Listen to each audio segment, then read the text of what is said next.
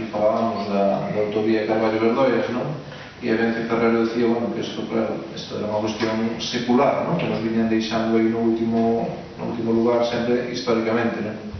Pois volve a repetirse a escena, a variante de Carballo, a circunvalación carballesa. O ano pasado vendernos, comentou un bo detalle, nos orzamentos do ano pasado fixeron unha previsión de investimento para este ano e anunciámonos outra para 2011. Esa previsión para 2011 era de 2 millóns de euros e xa se quedou en 153.000 euros, só un ano despois.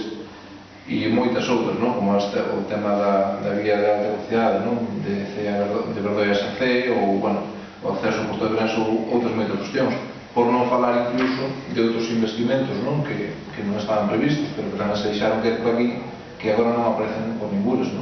Foi polémica, ainda non hai tantos meses, a escola infantil de Carballo e tamén a de Coristanco. Por aquí se deixou caer a señora conselleira de Traballo para anunciar unha nova escola infantil en Coristanco que estaría en funcionamento para o próximo curso. Na letra dos orzamentos, por de pronto, xe podemos decir aos vecinos e vecinas de Coristanco que na letra dos orzamentos, por de pronto, non aparece. Non sabemos se usarán outras fórmulas, pero desde logo semella, a simple vista, a primeira vista, que os orzamentos do ano 2011 en riba da mesa, Coristanco tampouco vai ter esa escola infantil e Carballo, polo de pronto, polo que da Xunta dependa tampouco, terá porque o BNG e porque outros gobernos responsables si o van fazer posible.